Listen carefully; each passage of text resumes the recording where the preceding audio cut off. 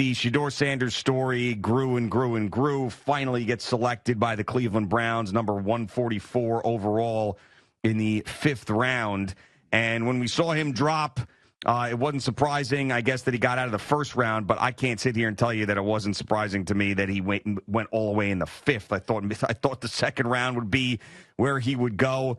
And what a statement from the league and the general managers and the owners that, one, they didn't think he was very good on the field, and 2, they didn't like the way he was carrying himself to the point that he didn't even go in the first 2 days of the draft, the prank call on top of it. I mean, this was as brutal as it got for Shedeur and his family on the biggest stage of all. Yeah, I mean, you and I were not surprised that he was falling because we knew about him falling a couple weeks earlier, and we were talking about Tyler Shuck, if you remember, and how he was rising up the board. Yeah. Now, Tyler Shuck basically was the 2nd quarterback drafted, actually 3rd quarterback drafted after Jackson Dart and Cam Ward. But, you know, Shedeur Sanders just torpedoed himself. His attitude off the field, all those bad meetings that he had at the combine. His dad didn't help him either. You know, he was on podcast talking about, this is my son. If I can get him to where I want to get him to, I'm going to do that. You know, and trying to, in somehow, way, shape, or form, comparing it to the Manning family, by the way, which is insane. But, you know, when you listen to this kid talk right prior or at the combine about if you want a new culture in your locker room, I'm the guy to do that. I can turn it around. I mean, he's very high on himself. And I think he was very off-putting to many, many coaches and general managers in the league. And I'm telling you right now, and I know this after talking to 3 different personnel people in the NFL this weekend, they didn't even have him on their board. They took him off. And they took him off because the owner said, take him off. I don't want that guy. I don't want this kind of person in our entitled person on our team. And I don't blame him. I mean, when you listen to the way that he was talking about himself, some of the actions that you have seen on the field in terms of his interaction with other players, shoving a referee in the back, building his own draft room, legendary, having all this crap hanging off. I mean, like, this is basically a wake-up call to, I think, a lot of these athletes. And by the way, he wasn't the only one who fell. The other one who fell was Quinn Ewers from Texas. Yeah. Another big nil athlete, played at a big school, played in, playoff games, and was thought to be like the second coming.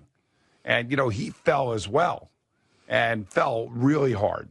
So it wasn't just Shedeur that fell. Quinn Ewers fell right along with him. Yeah, and there's no doubt that some of the things that you mentioned as far as the meetings, and there was a detailed Giants meeting where I guess, Brian Daboll didn't believe that he was prepared for it and then called him out on it. Then Shedeur's response back to Brian Daboll wasn't great. And then Daboll at that point, according to the report, was really down on him from that point on. There's no doubt that played a part in it. But we have seen so many guys that have had things hanging around them, whether it's a bad attitude or whether they got themselves in trouble somewhere along the line or whatever it may be. And if an NFL team believes that guy can play, they still draft him high. I mean, he might drop a little bit in the draft, down maybe the back end of the 1st round or 2nd round, whatever it may be, but it won't be the 5th round. So I think that something's getting lost in this when everybody's, you got Stephen A. Smith screaming racism, which is insane to me for many reasons. It's almost like I don't even want to address that part of it. But if there's just a lot of general managers out there, coaches and owners that don't think he's very good on the field. Yeah, I didn't think so either way back when in the beginning of all this. I told you I didn't think either he or Cam Ward were worthy of the number 1 pick. But the point being is that if a team really desperately needs a quarterback, and they're going to get forced into taking some of these kids, which has happened so many different times. Could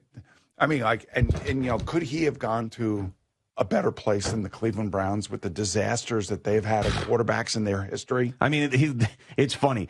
The Deion and Shedeur went from potentially forcing their way out of Cleveland in their minds at the top of this draft to being thrilled that the Cleveland Browns took him in the 5th round. Think about that. But here's the other thing. You know the guy I feel bad for? I feel bad for Dylan Gabriel. They drafted him ahead of Shedeur Sanders. And maybe this is the plan that Cleveland had all along. We're going to draft 2 quarterbacks, and we're going to try to create the ultimate competition to try to get the best out of Shedeur Sanders. Maybe they do believe that Shedeur Sanders was worth a higher pick, but now they're going to take him here and put him in a really highly competitive situation to see whether or not he's going to be able to, fight through this and become the player that he thinks he is. But remember, his dad is basically coached him in high school, coached him at Jackson State, coached him at Colorado, and now he's got to go out and be a man on his own. And, this is going to be a test. This is going to be a real test for him. And hopefully he does have a chip on the shoulder. But you think that quarterback room is all going to be solidly pulling for each other and trying to win? I mean, Joe Flacco's in there. You got Kenny Pickett in there. If they all stay there, I don't know what Cleveland's going to do. And now you have Dylan Gabriel, Shedeur Sanders. And by the way, Deshaun Watson's still on the roster. He's not going to play this year because of injury. But, I mean, just think about a dysfunctional franchise and how bad that they have managed the quarterback position over the years. And they had their guy. His name was Baker Mayfield. Yeah. And they wanted to get rid of Baker Mayfield because of why? Because he was too selfish. He was too self-promoting. He was in too many commercials. What did they just draft? Well, yes, and it's a little bit different, I think, when you're the number 1 overall pick and then you end up being a 5th-round pick. But that Baker thing was a huge mistake. We know that. You look back on it, just asinine. The other part about that whole Baker Mayfield deal was he was hurt. That last year in Cleveland, his numbers were down because he played through injury. And then on top of that, they replaced him with Deshaun Watson. Yeah. I mean, that just goes to show you how dysfunctional this franchise is. And I love Kevin Stefanski. I think he's a really good coach. I don't know if he made this pick. I don't know if Jimmy Haslam made this pick. I don't know if Andrew Berry made this pick. I'm not sure, but it looked like Andrew Berry did based on that video. If you go back and watch it, it was a consensus pick to me. But I mean, just think of that quarterback room now. There can't be one guy pulling for the other guy in that room. Kenny Pickett, Joe Flacco, Dylan Gabriel, Shedeur Sanders. And if you're Dylan Gabriel, I know he can't do this, and he's going to have to go in there. Now he's a 5'10" lefty, and he really played well at Oregon. He's played a lot of football too, and he threw for a ton of yards in college. And he's probably by all accounts sounds like he's a great kid. And maybe that's why you would draft a guy like this, because he came off really good in the meetings and was the opposite of Shedeur. And now here he is thinking, man, when he gets drafted, I'm going to go learn from Joe Flacco and Kenny Pickett, and maybe I'll have a chance to be the ultimate starter someday down the road. Now he's got to deal with this 3-ring circus. I mean, it doesn't get – I mean, I thought the Browns did the great thing with the trade with the Jaguars. I thought that was awesome. I gave them a lot of credit for doing that. And now I see this, and I'm like, what the hell are they doing again?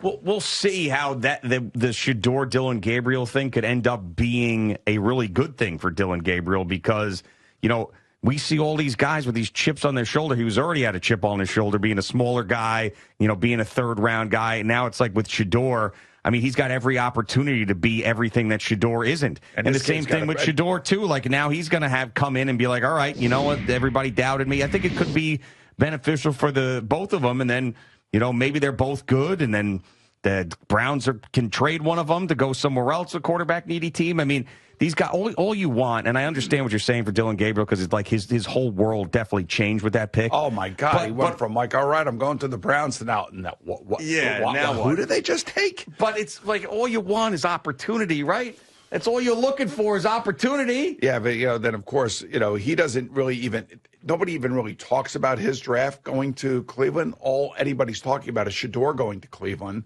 And then he has to have a press conference. So, I'm ready to work. I'm ready to go. I'm ready to be there. It's going to be a great fit for me. And I'm like, okay, there's other guys in that room too, by the way. Yeah. I mean, he has no filter whatsoever. It doesn't seem like it. And how about these Ole Miss kids who one of them ends up being Jeff Ulbricht's son, former Jets interim head coach and, of course, defensive coordinator. He's got a laptop open. His son sees the numbers of the draft picks.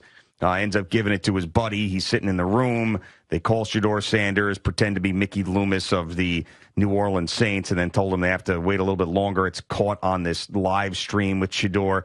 As much as Shedeur, I guess, needed to be humbled in this process, and people didn't like some of the way that he acted, and some of these videos came out, no one deserves that type of joke put on them in that situation. But Jeff Ulbricht's son did come out. He did apologize. He took responsibility for it.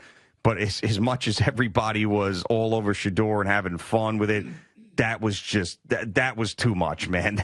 But the amazing thing is that Shedeur had his live stream going and the whole thing, and that's why we all knew about it. Yeah, because again, Shedeur is highlighting himself. Yeah.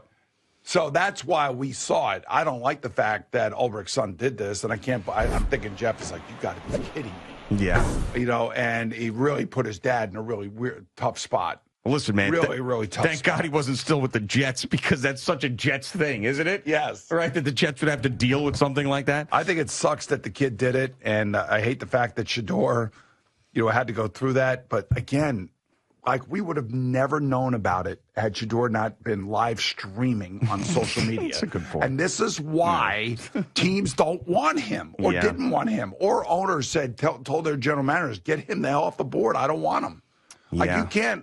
You can't expect to be totally entitled the way he has been entitled as at least the last 4 years. I don't know about the high school years and all that other stuff, but at Jackson State and at Colorado, he has been entitled. His father put him front and center, and that's fine. I love my kids too, and I want to do everything I can to help them.